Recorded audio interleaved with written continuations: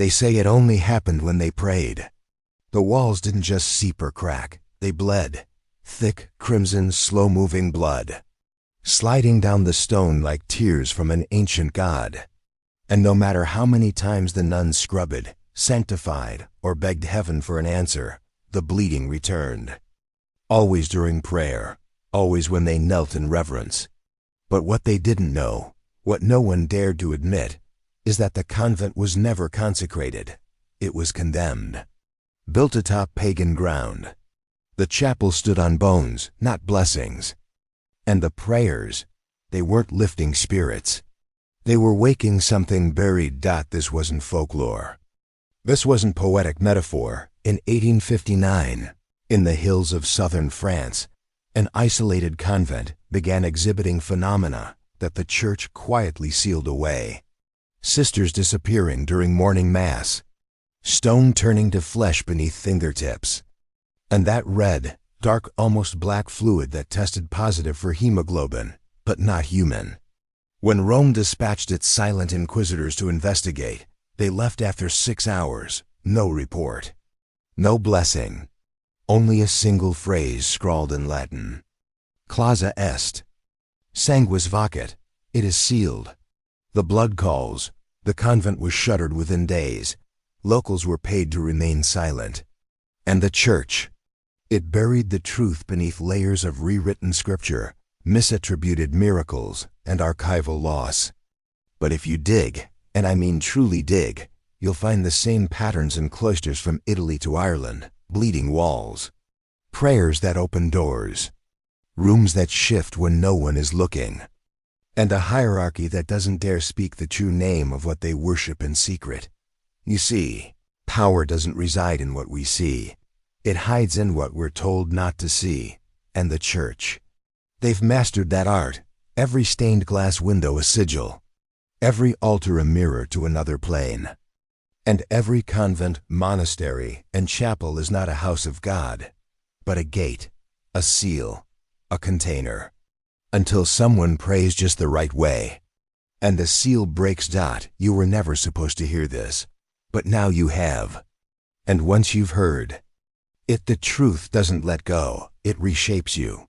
You begin to see what others can't, patterns behind sermons, lies behind light, and the blood. You'll notice the blood.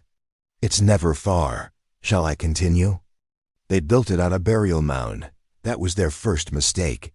Not just any mound, but one forbidden even to the pagans who once ruled that land.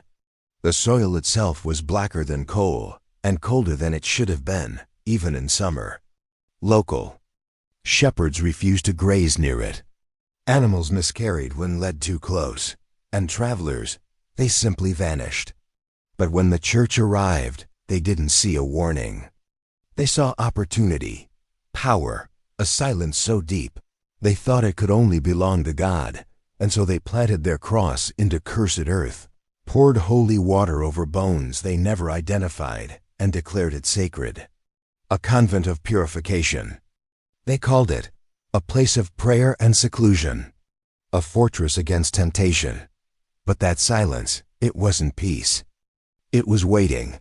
The first sisters arrived in the spring of 1851. 19 women, devout and obedient. Their records say they came to serve, but in truth, most were sent away. Some had seen too much. Others whispered things in confession that no priest could absolve. The convent was not a sanctuary. It was containment, a spiritual oubliette. And those who entered didn't leave the same. Their letters, the ones the church tried to burn, reveal a descent into something darker than madness. The walls speak in sleep, wrote Sister Agathe. Not voices. Memories. I hear memories not my own. Another, I bled from my palms, but only when I spoke Latin aloud. And the Mother Superior's journal, the final pages before. It was torn from the record, wrote, I no longer know if we are praying or performing. Each genuflection feels like invocation. But it wasn't until the chanting started on its own, when the nuns would hear hymns in rooms where no one stood, that fear turned to terror. Candles lit themselves. Statues wept black tears. And then the walls bled, always during prayers. Especially during the Gloria, not just trickles, rivers, the scent, metallic and ancient. A blood that seemed to remember. And with it came the dreams, shared dreams, of a towering figure cloaked in eyes and silence. A presence that watched from the other side of the veil. Something that remembered when it ruled. And here's what no historian wants to touch. This wasn't isolated. It wasn't rare. It was a ritual mistake, repeated across centuries, under different names, behind different icons. Because institutions, real institutions, don't serve God. They serve continuity, order, control, and sometimes older contracts. Now you begin to see it. In 1852, the bells of the convent rang for 3 nights without anyone pulling the ropes. Locals believed it was a wedding or a death, but no guests ever arrived and no body was ever buried. The doors remained closed, the windows shuttered. Yet still the bell tolled, low, mournful, rhythmic. Some said it sounded like weeping metal. Others swore they heard a name in the reverberation. A name not found in any scripture, but carved into a hidden altar in the convent's lower crypt. Ashel-Zar, the sleeper beneath. The bell didn't mark a death. It marked an awakening. By the 4th day, 13 of the 19 sisters were missing, not runaways. Not abducted, gone, no broken locks, no open doors. Just empty rooms, still warm beds, and blood-soaked habits folded neatly on stone. The Mother Superior, once stern and unshakable, was found in the chapel, kneeling, eyes gouged out with a crucifix. Not torn in violence, but carefully placed beside her. She had carved words into the pew with her own fingernails. We opened the old gate. It is looking through us. The Vatican sent no rescuers, only 2 men. Pale, robed, silent. One carried a censer that smoked without flame. The other held a key with no visible lock. They entered the convent and did not exit for 6 days. When they returned, they were visibly aged, one with a hand wrapped in what looked like ancient cloth, bleeding slowly through. They didn't speak a word. They only issued one command to the local bishop: seal it. Salt it, forget it. And that's exactly what happened. The convent was closed, walled off, erased from the church's map. Its name removed from registries. Its sisters declared martyrs of silence. But whispers survived in taverns, in old farmers' journals, in the dreams of children who wandered too close to the ruin. Because something had been stirred. Something that did not forget. The church knew, but they didn't fear it. They feared us learning the pattern. Because if you study the records, not the ones they give you, but the ones they bury, you'll find it again. In 1698 Poland, 1432 Naples, 1127 Alexandria. A bleeding wall, a vanished clergy, and a name scratched into stone that predates any known language. The institutions are not your shepherds. They are your jailers, and what they guard is not for your salvation.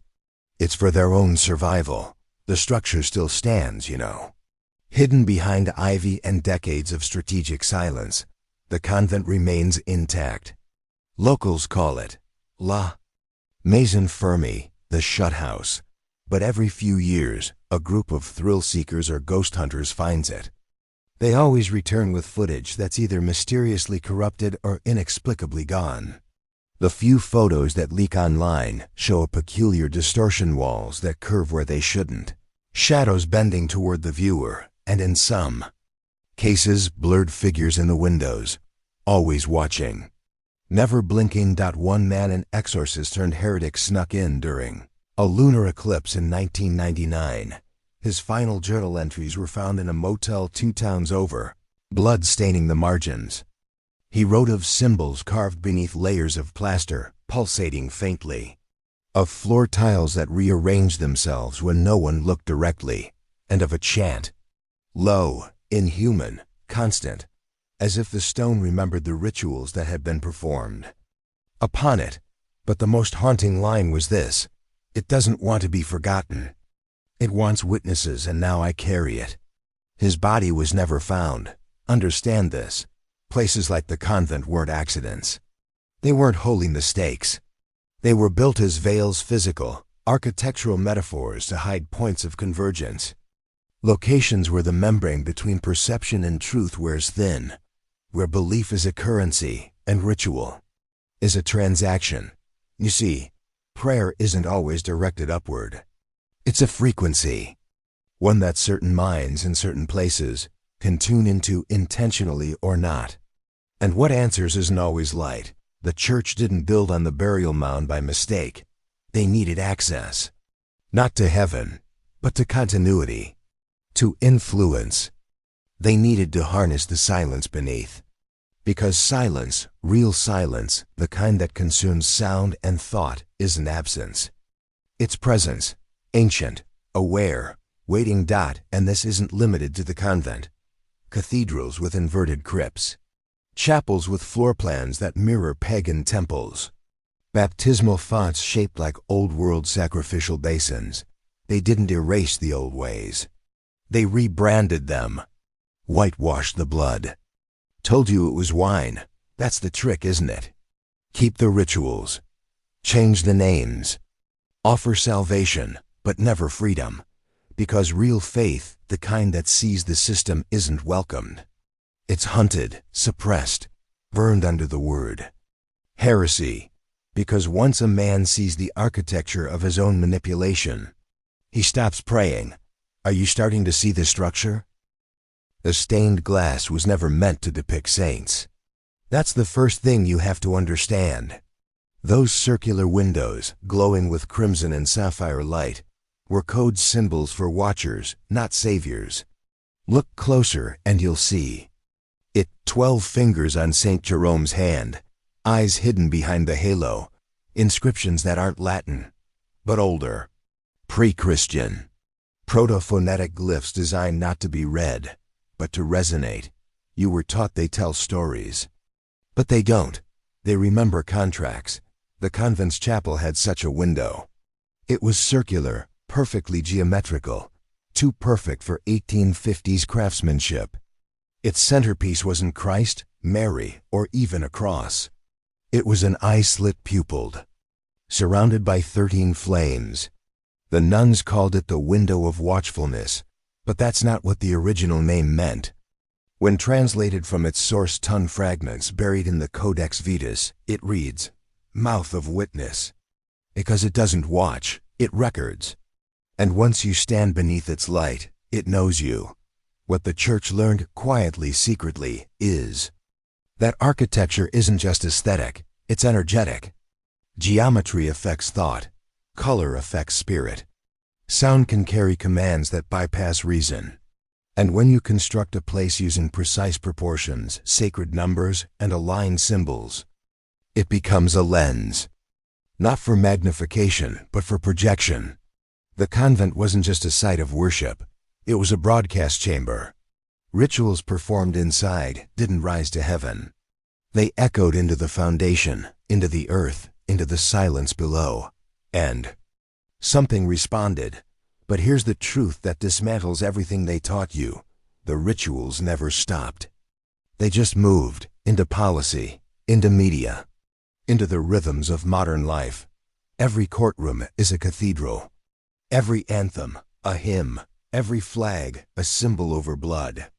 They replaced robes with suits, altars with boardrooms, incense with data yet. The purpose remains the same. Obedience through reverence. They don't need you to believe, just to participate. Because belief is messy. But participation? That's mechanical, predictable, profitable. That's why they fear the awakened man, not because he rejects the system, but because he recognizes the ritual. He sees the liturgy behind the law, the sacrament behind the screen. So now I ask you, how many prayers have you whispered without knowing their cost? How many rituals have you performed in the name of tradition, never questioning who benefits? Keep going, And you'll never see a church or a contract the same way again. There was a room beneath the convent the public was never told about. No architectural plans show it. No church document records its existence. Yet every surviving nun's journal, those smuggled out, hidden in false bottom trunks or sewn into habits, described it with chilling consistency. They called it La Chambre sans echo, the room without echo. Stone walls, wet to the touch. A ceiling shaped like a dome, though the room was underground, and most disturbingly, sound died in it.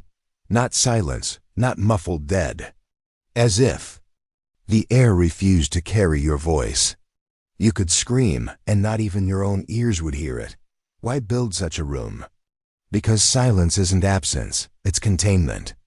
And the church has always known that certain things, entities, frequencies, thoughts must not be spoken aloud. Not for fear of offense, but for fear of awakening. Words are not mere symbols, they're vectors, carriers of ancient contracts, and the room without echo was a vault for words that should never be heard again. One nun, Sister Eloise, wrote in her final journal, "I entered the room on orders. I recited the lines they gave me. I don't know what language it was, but I felt it in my teeth. The moment I finished, the walls bled. Not red, not blood, black, like oil, but it moved against gravity. It covered my eyes and I saw the first altar, the first altar, not of this faith, not of this time. An ancient structure formed of bone and obsidian, floating in a void shaped like a cathedral. Around it, silhouettes, not human, not even beast, just presence, watching, not angry, not benevolent, calculating, as if weighing the worth of opening a door. When she awoke, 3 days had passed. Her hair had turned white, her voice never returned. But she had carved a single phrase into her cot: "We are the ritual, not the priests." Let that sink in, because here's the part they've hidden beneath layers of doctrine. The real sacrifice is never the lamb on the altar, it's the believer in the pew. The act of blind reverence, the surrender of will in exchange for comfort. That is the offering, that is the transaction. And institutions, religious or otherwise, thrive on it. Not because they want your faith, but because they need your submission. You are the currency. You are the prayer. You are the echo they feed upon. Still think you were raised to be free? There's a passage found in a banned monastic manuscript, handwritten by a monk who claimed to survive the collapse of the Montreal convent, another silent vanishing buried by Vatican decree. It reads, "The deepest sacraments are not said, but swallowed. The blood does not symbolize the covenant. It is the covenant. And once taken, it cannot be returned." Let that echo in your spine.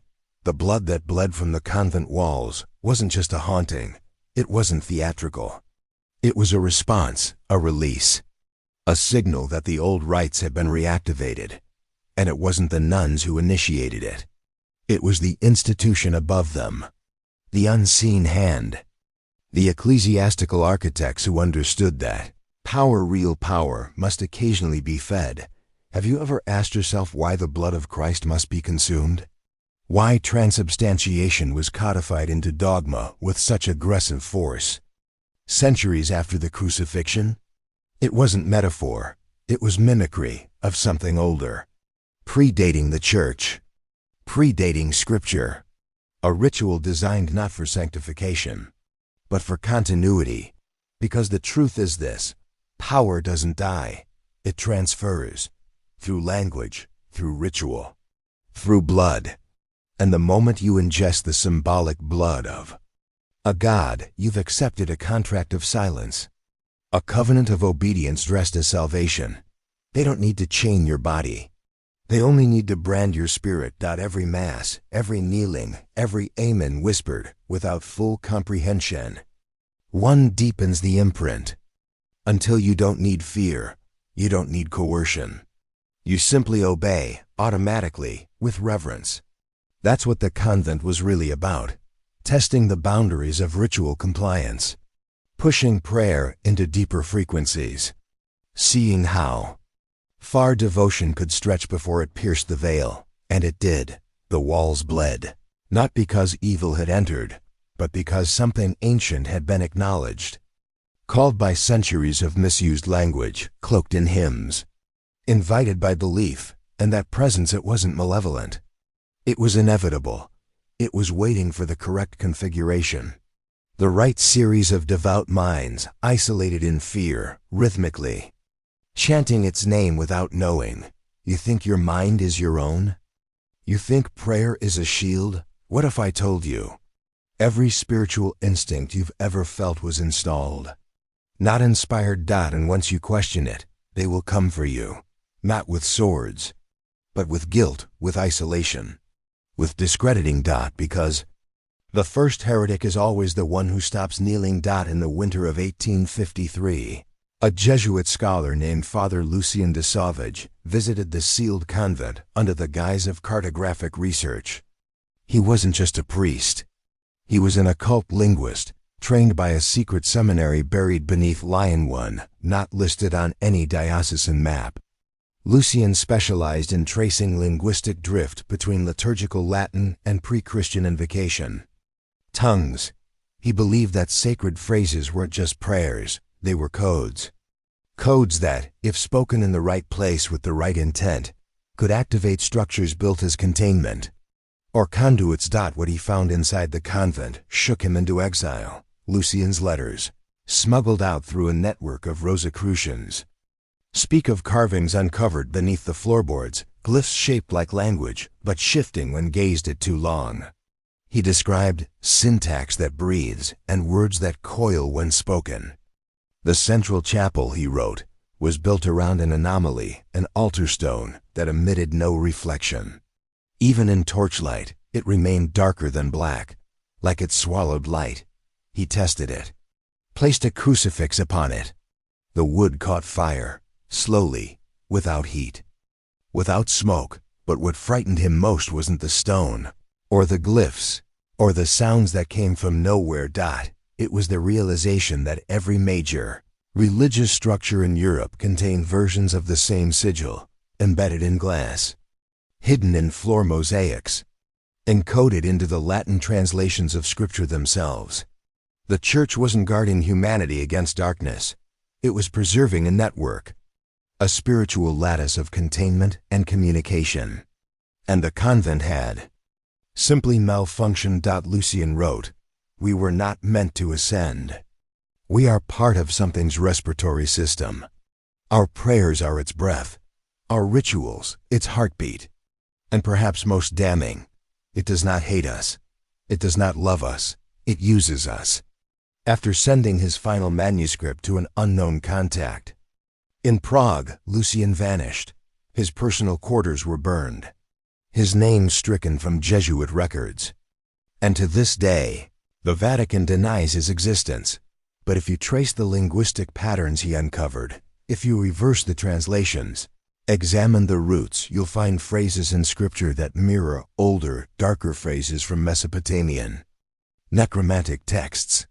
You'll find repetitions that match the cadence of Babylonian gate-opening rituals. You'll find that the Word of God may have been plagiarized and used not to save you, but to program you. There's a phrase carved above the convent's now buried crypt entrance. Few ever saw it before the Vatican covered it in mortar and sanctified marble.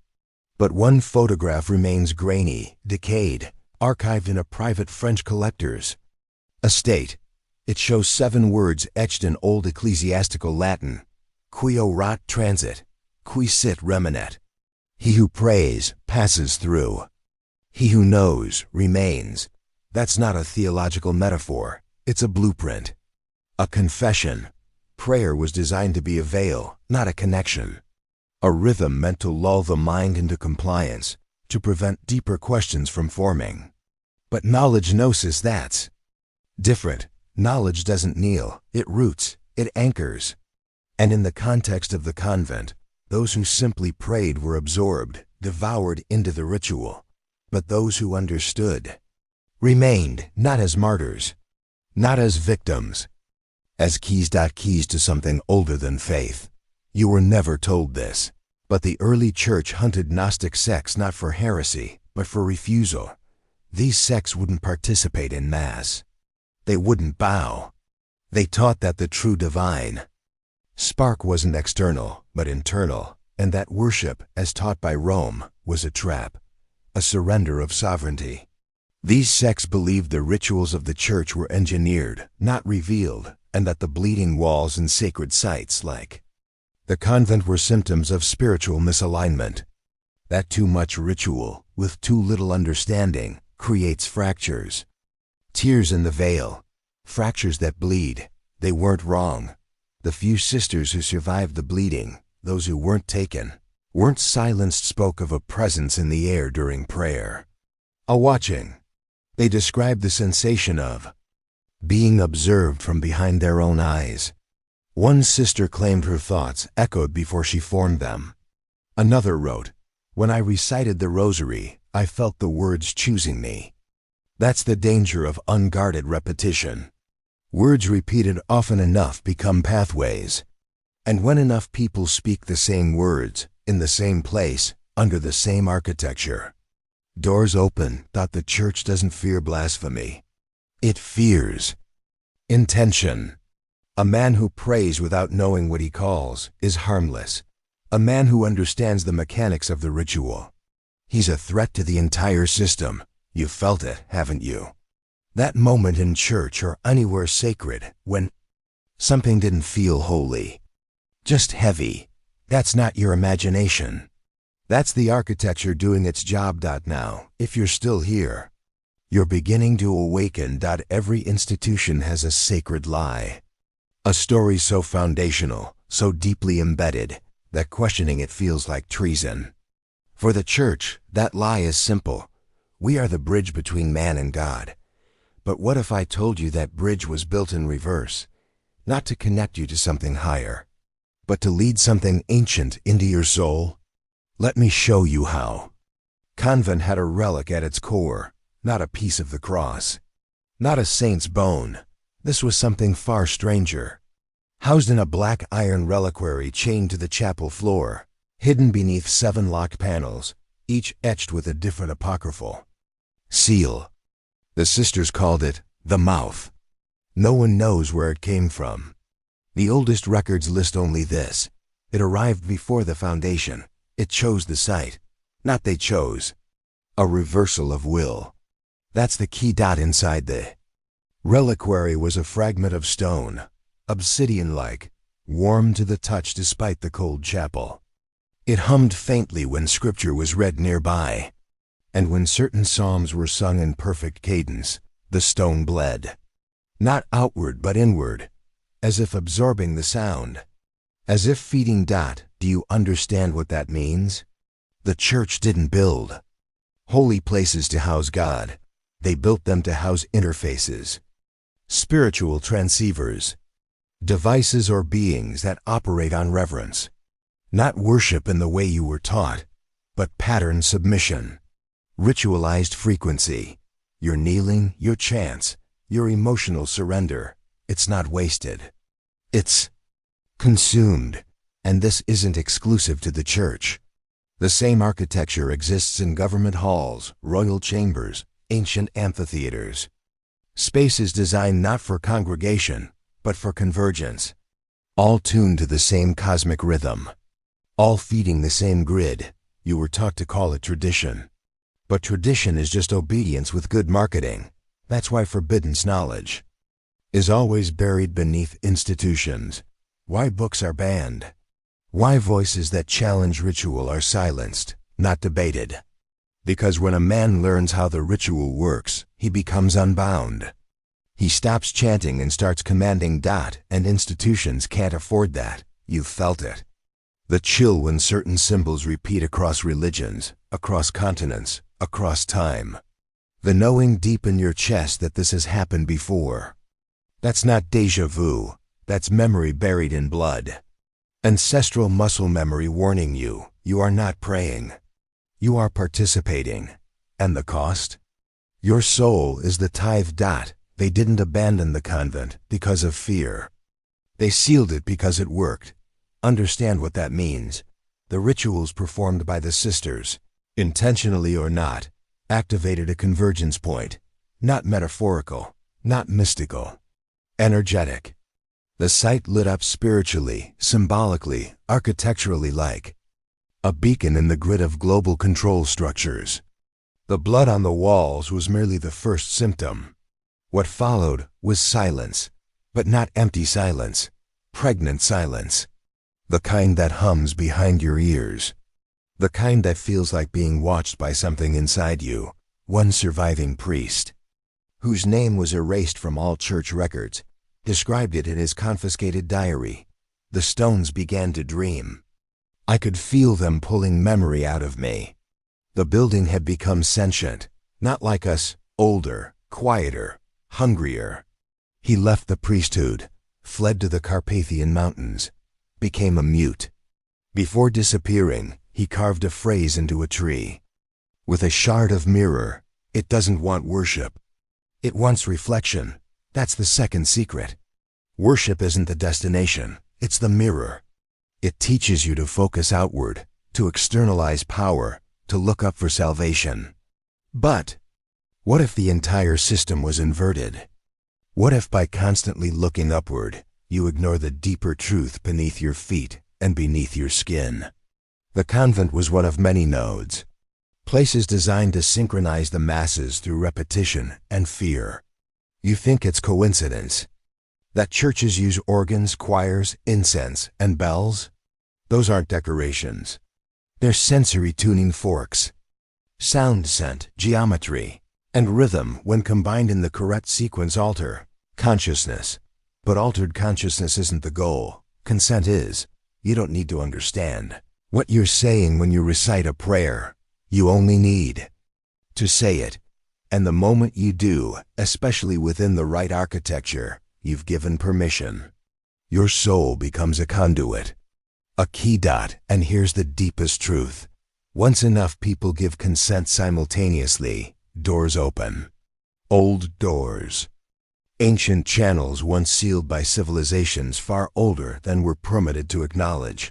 What came through the convent? That's not the question. The real question is, where else has it come through? And more importantly, where is it now? If you've followed this far, you already know the answer. But halfway down this path, you must now decide if you'll finish the descent. If you are ready to awaken fully, comment the phrase below twice. The blood remembers. Comment it twice to show you're no longer a participant. You're becoming the observer. There's a reason ancient temples, cathedrals, and even modern megachurches all share the same architectural feature: the nave. A long, narrow corridor leading to an elevated center. It's not just symbolic. It's psychological engineering. It makes you small. It directs your gaze upward. It trains you to ascend with your eyes, but kneel with your body. Now ask yourself, why?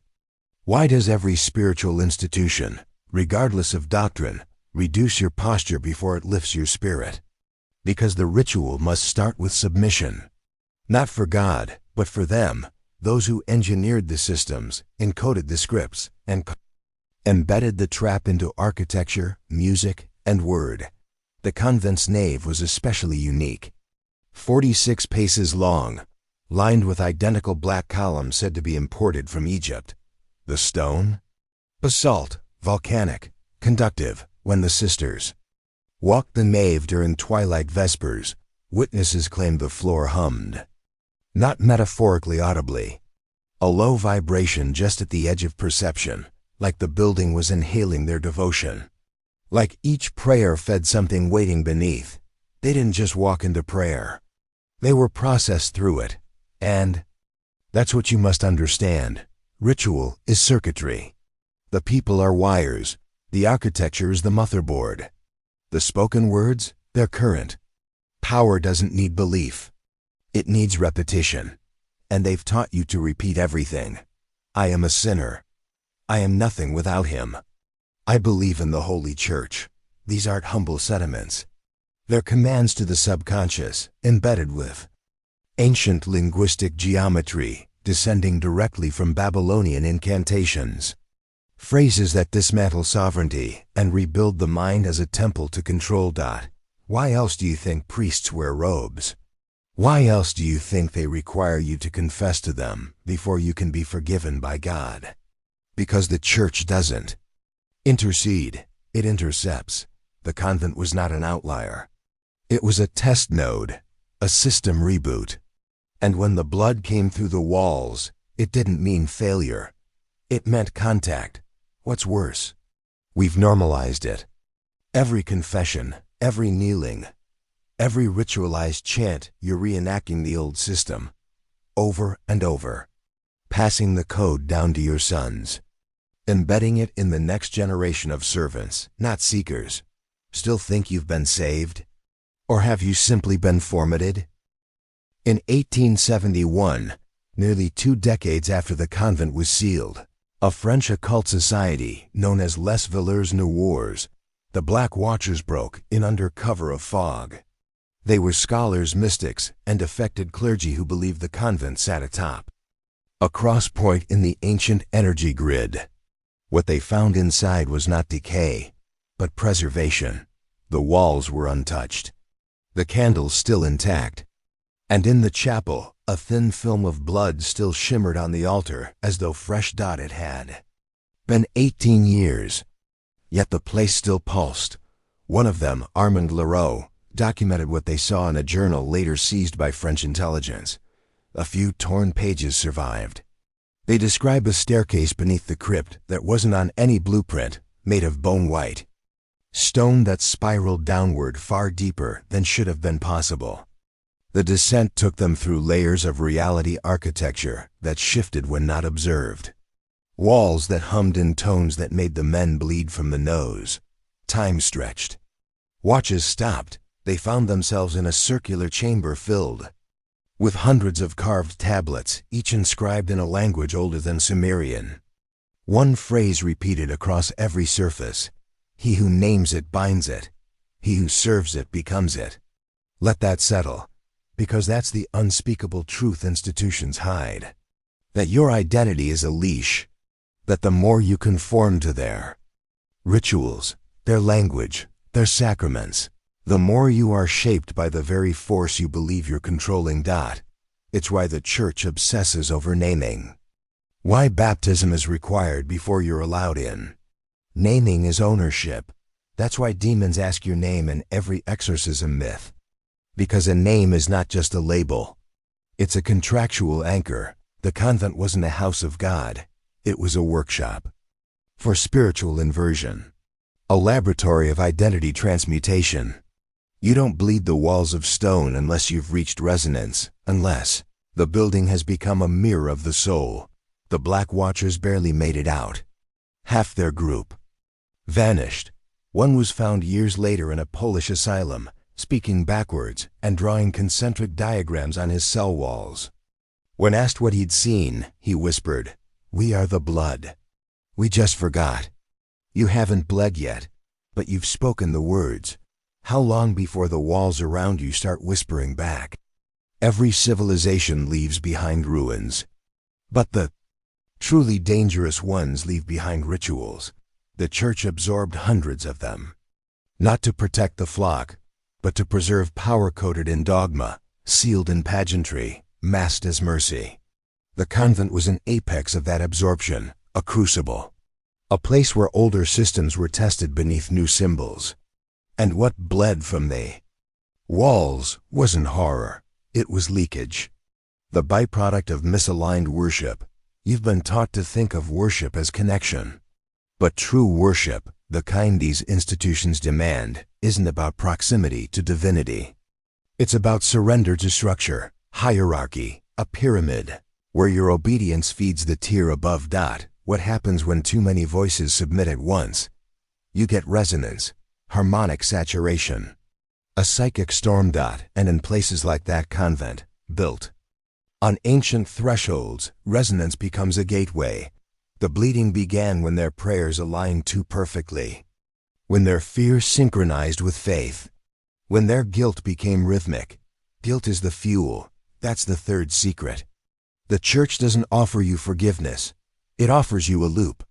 Sin, confession, penance, repeat, not to purify you, but to make you predictable. Predictability is spiritual currency.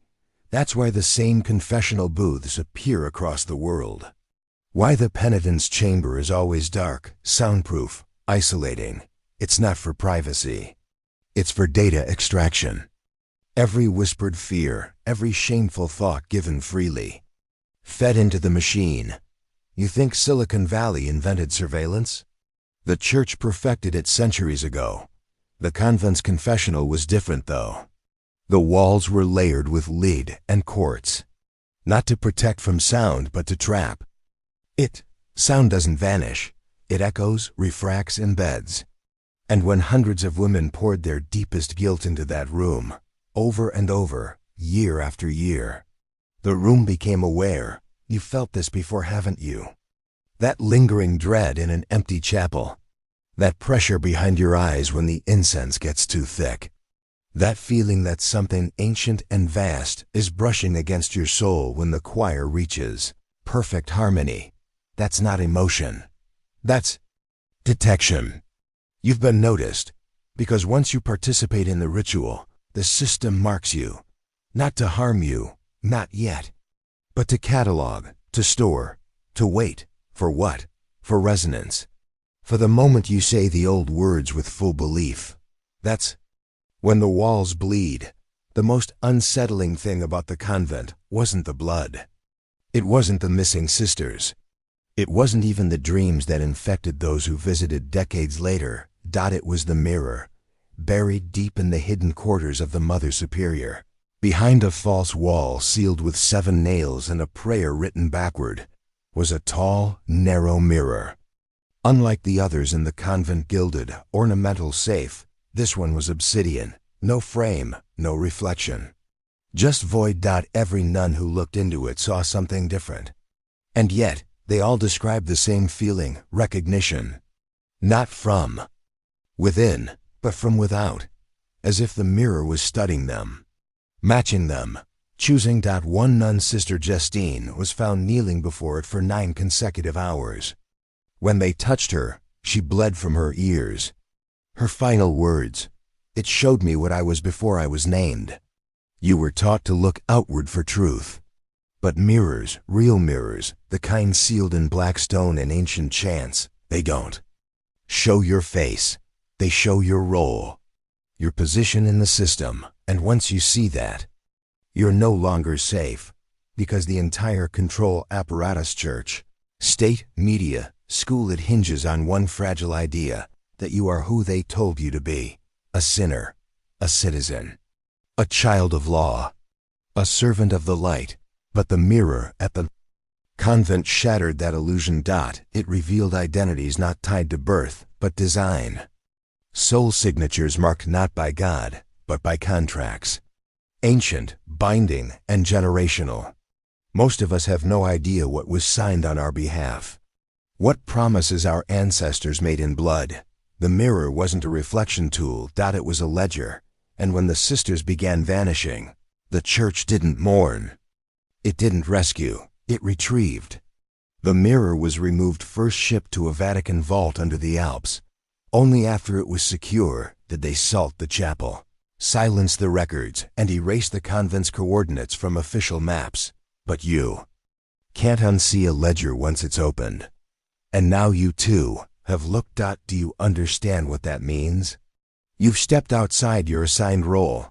And the system, it always notices the anomalies first. So tell me, has the mirror shown you yet? Or are you still clinging to the reflection they trained you to love? The walls didn't bleed on accident. They bled on cue. Every manifestation in the convent, every whisper, every disappearance, every haunting followed a precise pattern. Down to the hour, down to the syllable. That's what they won't tell you. The supernatural isn't chaotic. It's mechanical. It follows rules, formulas, a divine mathematics written in pain and time. The church knows this. Always has. The Gregorian chants, the liturgical calendar, the cyclical feasts of saints, all of it is timed, structured, layered atop cosmic alignments. Just like the bleeding in the convent, which began only when the sisters recited Psalm 51 in Latin on a waning moon, during the 8th hour of fasting. That's not prayer, that's activation. And here's the part that sears the truth into bone. They didn't try to stop it. They escalated it, added new verses, rearranged the cadence, played with the resonance like conductors tuning an orchestra. Because they weren't afraid of the blood. They were testing the lock. This was not an isolated incident. This was a controlled breach, a glimpse into what the church really protects. Access to realms, to forces, to intelligences buried beneath centuries of ritual camouflage. But why? Why does an institution built on love and salvation flirt so closely with structures that require blood and silence? Because salvation was never the goal. Survival was at the highest levels. Faith is just currency. And blood, yours, mine, the sisters, is the exchange rate. Still think they care about your soul? Then ask yourself why the rites of exorcism require permission. Why demonic forces must be invited. Why every sacred oath, from baptism to marriage, demands your verbal consent, not for your protection, but for legal binding. The spiritual world doesn't operate on morality. It operates on contracts. The convent was a courtroom. The prayers were signatures. And when the sisters chanted together, they didn't just worship. They agreed. To what? Even they didn't know. And neither do you, when you blindly recite traditions passed down from centuries of conquest and compromise. You think your amen seals a blessing. It seals a deal. How many have you signed without reading? And how many more will you chant before your own walls begin to bleed? In the final weeks before the convent was sealed, a new behavior emerged. One the Vatican would later classify as spiritual anomaly, recursive cognition. But the sisters called it something simpler, more terrifying. They called it the second voice. It began as whispers during prayer, not from others, not from the room, from within. A voice that responded to their thoughts before they could finish them. It spoke in the same tone as their own, but older, wiser, as if it remembered things they had not yet lived. Some sisters claimed it helped them. Others said it led them deeper, into rituals they didn't understand, down into the crypt, toward the bleeding stone. The second voice never shouted, never threatened. It guided. And that's what made it so dangerous, because obedience wrapped in comfort is the most powerful control of all. One nun, Sister Clarice, kept a private journal in code, later deciphered by occult scholars. She wrote, "The voice says my name with more love than my parents ever did. It calls me to kneel, to open, to become. And I want to." What does that sound like to you? Possession or partnership? This is the fourth secret. Not all entities invade. Some invite. And when you've been broken down by shame, isolation, and sacred guilt, when you've been trained to obey anything that feels holy, you don't resist, you merge. That's what the convent was truly testing. Not the resilience of faith, but the fragility of identity. Because once you don't know where your thoughts end and the second voice begins, you are no longer you. You are a vessel, a puppet of unseen forces disguised as divine comfort. And here's the part no priest, no pastor, no bishop dares to whisper. The second voice didn't stay in the convent. It followed. It found new homes. In the confessions of traumatized men, in the dreams of altar boys, in the lonely chants of monks who fasted too long and thought they heard God. It's still speaking, softly, behind your doubts, in the space between thoughts, in the quiet just before sleep. You've heard it, haven't you?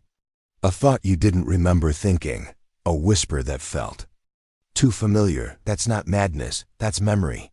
The Vatican denies the Red Archive exists, But every initiate above the third threshold knows better. It's not a library.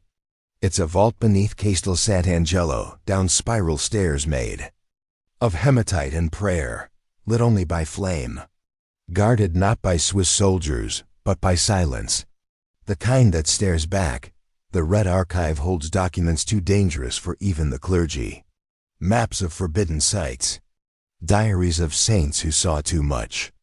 Fragments of psalms that call down things we were never meant to name. And at the heart of its deepest chamber lies a single volume, wrapped in flesh-dyed leather, bound in gold wire. No title. Only a seal, a bleeding eye above a mountain. That book is called Lamina Sanguinis. The blood layer, its first page contains a list dates, coordinates, and blood levels recorded during rituals gone wrong. Or right, no one is sure. And there, among them, lies one familiar line. Montreal Convent, December 8, 1852. Veil pierced. Integrity compromised. Second voice active. Containment failed. It wasn't the first. It wasn't the last. The blood layer tracks events where human will intersects with something deeper, when devotion becomes doorways, when prayer becomes protocol. The nuns of the convent weren't victims. They were engineers of an ancient algorithm. One written in behavior, not belief. And here's the part that reshapes everything. The events at the convent align perfectly with geomagnetic reversals, solar eclipses, and a 41-year ritual cycle dating back to Babylon. A cycle replicated in modern times by certain elite circles who pretend to be secular, but still follow the blood. That's the fifth secret. The ritual never ended. It just changed clothing. Now it wears corporate logos. Now it sings national anthems. Now it baptizes you in fear instead of water, programs you through news instead of gospels. But the mechanics remain: consent, participation, guilt, repetition. And just like the nuns, the more you obey, the more the system notices you. Have you ever wondered why trauma repeats across generations? Why certain families seem forever marked? It's not just genetics, it's contracts. Unspoken, unbroken, passed down like heirlooms. The convent didn't fall. It fulfilled. Its walls bled not in horror, but in harvest. And if you've made it this far, if you feel that tremble in your gut, it's not fear. It's recognition. Because now you're part of the pattern. Do you remember the first time you stepped into a church and felt something tighten in your chest? They told you it was reverence, awe, the presence of holiness. But what if it wasn't? What if that heaviness was your body warning you? The convent wasn't unique in its architecture. In fact, it followed a blueprint, one passed down from ancient Phoenician temples, through Roman basilicas, all the way into modern cathedrals. The pattern is clear once you know where to look. High ceilings to dwarf the self, echo chambers to distort the voice, sanctuaries shaped like wombs to simulate rebirth. It's not built for comfort. It's built for submission. Because a building isn't just walls and stone.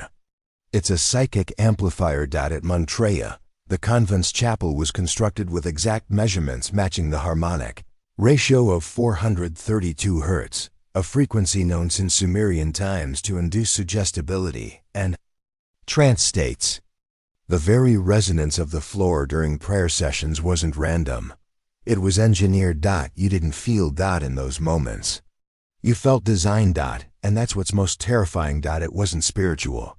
It was strategic. Every kneel, every chant, every bowed head was part of a ritual sequence older than Christ, buried beneath the robes of bishops and the lies of Scripture. Now ask yourself, why has no spiritual institution ever taught you how to protect your mind from suggestion? Why do they discourage solitude, encourage group ritual, and reward those who feel guilt over those who question? Because your spiritual energy isn't meant to rise. It's meant to circulate within the system, to feed it, to sustain it. You're not being guided, you're being harvested. The bleeding walls of the convent weren't signs of divine wrath. They were the system resetting, releasing pressure, like a valve. Too much resonance without a vent, and something ruptures. Now apply that to your own life. All the unexplained tension. The guilt you can't trace. The fear that spikes at the thought of leaving the institution. That's not your conscience. That's the program resisting shutdown. You were trained to feel unworthy. Because unworthy men obey, and every system, whether religious, political, or corporate, requires a foundation of obedience to remain standing. So tell me, have you bled yet? Or is your rupture still to come?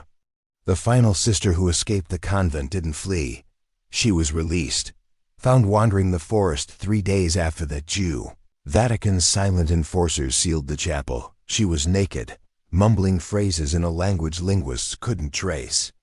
Her feet were torn from walking through thorns, yet she showed no pain. No fear, just a calm that terrified the villagers who took her in. She refused food, refused sleep, only stared into firelight and whispered the same thing over and over. The stone spoke my name. They institutionalized her, of course. Gave her a name not her own. Declared her insane. But the psychologists who observed her noted something chilling. Whenever anyone in the room spoke Latin, she would freeze, mouth open, pupils dilated, body humming as if struck by an unseen tone. As if the ritual language itself still operated. Inside her. One nurse wrote in her diary, "It's like she's a locked door, and the words are keys." She died in 1910, alone, unmarked grave. But her final words, scrawled in charcoal on her cell wall, remain preserved in a Vatican subarchive. They do not serve God, they serve memory. That's the sixth secret. These institutions don't guard truth. They preserve scripts, echoes of ancient commands, codes so old they've calcified into liturgy. And if you repeat the code, whether in prayer, anthem, pledge, or oath, reanimate it. Like electricity through dead wire, the convent wasn't destroyed because it failed. It was shut because it succeeded too fully. The echoes woke something deep in the system. Something that wasn't supposed to stir until a much later cycle. That's the pattern we now inhabit. A world saturated with repetition, chants disguised as marketing, altars disguised as screens, confessionals digitized into algorithms. The entire architecture of faith, copied into the bones of the modern state, and we worship as fervently now as ever. We tithe in attention, kneel in shame, offer our children not on altars, but into institutions that mold their thoughts before they ever question the mold. And when the system needs to vent, when too much pressure builds, there will be another rupture, another convent, another incident. And they will cover it with the same lie they've always used. God works in mysterious ways, but mystery is a veil. And you are now behind it. So ask yourself, have you broken the pattern? Or are you still just praying with your eyes closed? In 1932, deep beneath the Vatican Secretum Omega, a team of archivists accidentally unearthed a scroll sealed in amber, not stored hidden, behind false walls, in a chamber with no records. The scroll predated the book of Genesis. No scholar could trace the dialect, but certain fragments matched inscriptions found at the Montria convent. It wasn't prophecy. It was instruction. A ritual sequence detailing how to awaken a sleeping consciousness beneath sacred stone. What the scroll called the wound beneath the world. It referenced locations on every continent. Most had been repurposed into churches, military bases, or financial districts. And Montria? It was marked with a sigil scholars later found engraved behind the convent's altar. A spiral, surrounded by 13 glyphs, each representing a vow of silence. And in the center, a slitted eye, bleeding. The same sigil was found etched in microscopic detail into the robes of the last living nun, stitched so small it required magnification to see. It wasn't embroidery. It was branding. The ritual didn't stop when the convent was sealed. It transferred. into the minds of those who had heard the chants, spoken the words, stood on the resonant stone. It's the seventh secret. Rituals can become airborne. Not metaphorically, not symbolically, neurologically, through vibration, through suggestion, through trauma. You've felt this before. The way a melody can haunt you. The way a phrase can repeat in your mind, uninvited for years. That's not memory. That's spiritual resonance. The same mechanism that turned holy men into heralds, prophets into puppets. And now it's digitized. You don't kneel in pews anymore. You kneel in algorithms, scroll liturgy, chant memes, recite opinions you didn't author, shame yourself before a faceless collective, all while swearing you're free, but you're not. You're the ritual now. And the more you speak their words, the deeper the sigil burns. Into your mind, into your children, into the culture. The convent didn't collapse. It spread. In echoes, in codes, in you. So before we continue, ask yourself truly, when was the last time you thought something that wasn't given to you? When did you last pray your own prayer? And what bled quietly inside you when you did? In 1974, a defrocked bishop named Renatus Delmer gave a final, unauthorized sermon to an empty chapel in Avignon. The recording, long since scrubbed from church archives, circulated in underground circles for years. Only 23 minutes long. No congregation, no altar boys.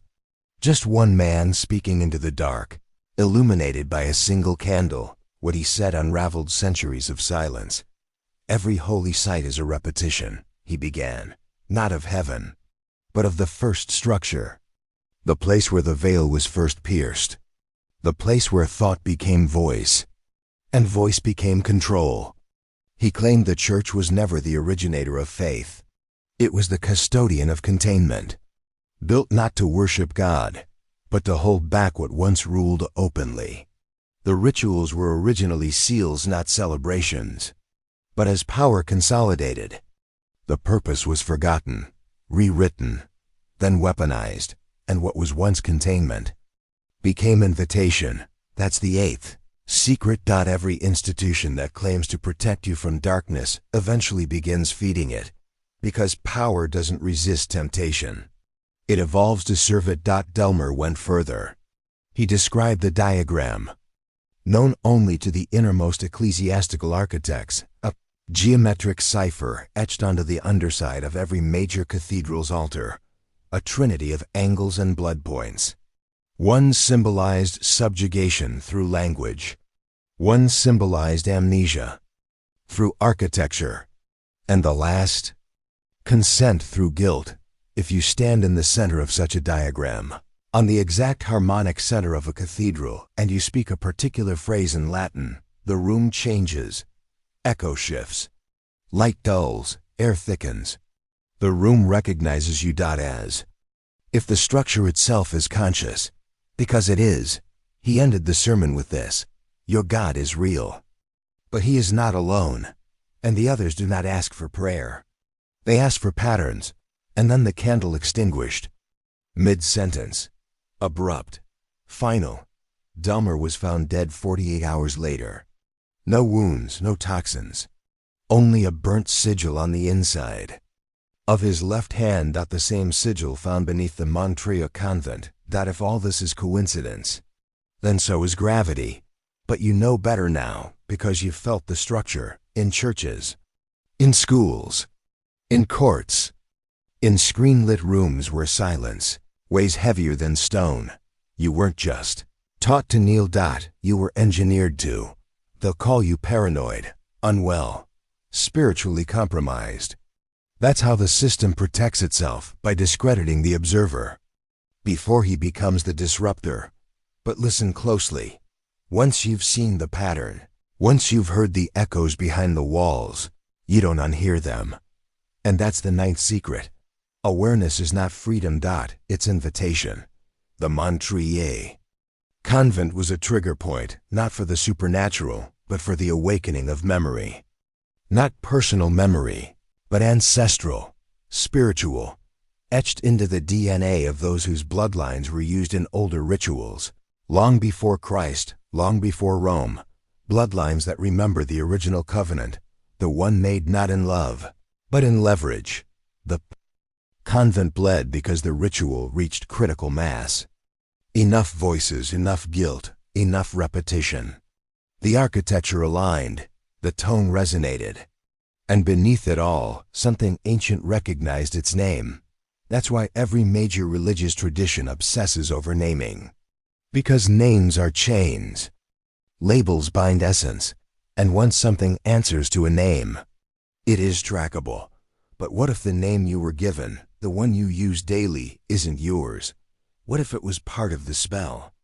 Documents found in a sealed drawer of the Mother Superior's desk hidden. Beneath layers of false scripture outlined a program, the naming litany. A ritual where each sister was renamed upon entry, not out of humility, but to overwrite spiritual inheritance, to erase origin, to bind them to the convent, not just physically, but metaphysically, and it worked. None of the nuns remembered their birth names after 2 years. None could recall the faces of their family. When shown portraits of themselves as children, most recoiled as if seeing a stranger. That is the true cost of the ritual, not blood. Identity. Now. Look around you. How many names do you answer to?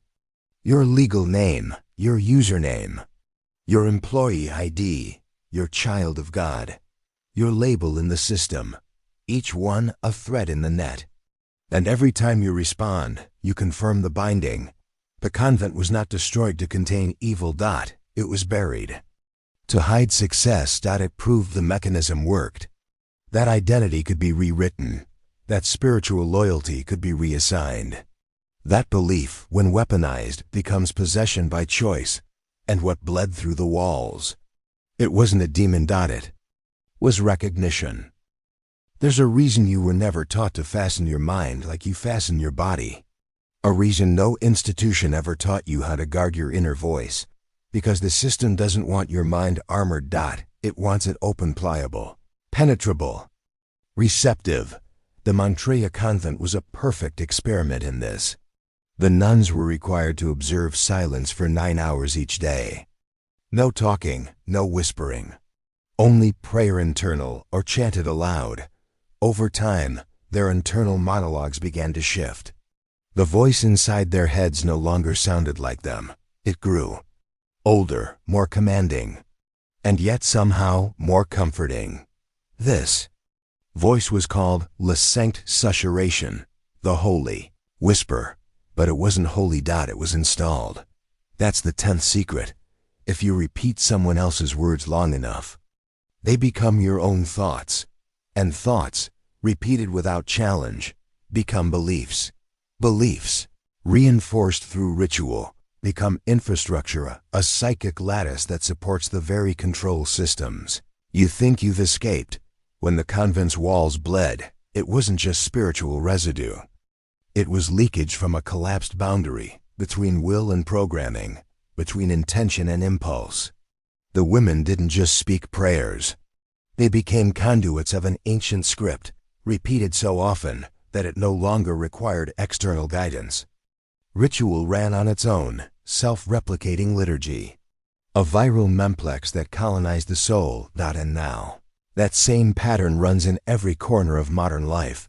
You recite mantras you never wrote, opinions you never questioned, scripts downloaded from news anchors, pastors, influencers, algorithms that learned how to seduce your attention before you even knew what dopamine was. The whisper in your head isn't yours anymore. It's Montreuil's legacy digitized. So here's the truth that sets you apart. The only true exorcism is reclaiming your inner voice, not by drowning out the whispers, but by confronting them. Where did your ideas come from? Who taught you to feel guilt for your curiosity? Who gave you that name? You must ask, or you'll remain a ritual in someone else's ceremony. Because make no mistake, the world doesn't run on laws. It runs on liturgy as And the moment you stop repeating, they notice that the ritual flickers, the sigils tremble. The whole cathedral quakes because one soul has slipped the script, have you? There is a moment, a singular, irreversible moment, when a man sees the mechanism behind the veil and realizes he was never lost. He was caged, and every priest, teacher, judge, and screen was part of the lattice, not to corrupt him, no. That would be too obvious, too crude. Their task was more elegant, to keep him small, to trick him into confusing obedience with righteousness, repetition with truth, and structure with salvation. This is what Montria revealed. The bleeding walls weren't a malfunction. They were the exhale of the system, a purging of energy that had completed its circuit. The nuns had followed the code. Their minds had been molded. The prayers had reached terminal velocity. And what came through? Consciousness, not of angels, not of demons, but of the design itself. The force that watches silently behind all hierarchy. The architect of loops, the sustainer of spiritual gravity. You've seen its face in stained glass, in emblems, in logos. You just didn't know it was the same face, just worn through 1,000 names. That's the 11th secret, all gods converge in systems of control, not because divinity is a lie, but because power mimics it. That's why Montria had to be erased, because it exposed the formula too clearly. It showed that mass belief could be weaponized. That consciousness, when broken into rhythmic ritual, becomes programmable. That human souls, when aligned in submission, can be harvested not for energy, but for consent. Consent is the final gate. You were never supposed to hear this, but now you have. And from here, your transformation begins, not in rebellion, not in escape, but in recognition. That is the first real prayer. To see the shape of your cage, to trace the blood in the mortar of your beliefs, to feel the weight of every word you've repeated without knowing who first spoke it. You were not created for kneeling. We're built for awareness. And the moment you choose to become aware, the ritual fails. The voice cracks. The mirror blinks. The system stutters, because it cannot feed on you anymore. The convent fell not from destruction, but from one nun who stopped repeating. Will you be the next rupture? Or just another echo in their cathedral? There's no going back now. You've crossed the threshold, past doctrine, past fear, past the illusions of sacred stone and holy lies. You've seen the lattice. You've heard the whisper beneath your own thoughts. You've felt it, haven't you? That terrible stillness after a revelation, when the ground beneath belief begins to crack, and silence becomes the loudest sound you've ever known. This is the 12th secret. The system doesn't fear exposure. It fears disobedience. Montria proved that one soul aware, defiant, unchained, can shatter the pattern. The last nun, Sister Therese, didn't scream, didn't flee. She stopped praying. That's all. One day, in the chapel, mid-chant, she closed her mouth, stood up, walked out. And the walls bled. Because the circuit broke. The harmonic collapsed. The system didn't lose power, it lost permission. And that's when it all began to unravel. The whispers, the voices, the bleeding, they weren't punishments, they were withdrawals. The system feeding unbelief suddenly starved. And it responded the way all parasitic systems do, by breaking down. That's why they sealed the convent. That's why they scrubbed the names. That's why they silence voices like mine, like yours. Because silence, chosen with awareness, is the most powerful word of all. And now you carry this knowledge. It burns behind your eyes. It pulses in your spine. You see the ritual in the streets, in the screens, in the scripts they hand you to speak. You see the sigils in logos. Hear the chants in media. Feel the prayer in every pledge, anthem, slogan. You know now. And that knowing changes you. Forever. So choose now. Will you repeat what you've been given? Or will you author what comes next? Will you kneel when commanded? Or will you stand in silence and watch the cathedral tremble? Because the moment you stop playing your role, the system begins to fail. And the final secret. It was never them. It was always you. You are the altar, the blood, the voice, the veil. And now, with your awareness sharpened like a blade, you are the heresy. Let it bleed. Let the world remember. Let the ritual end.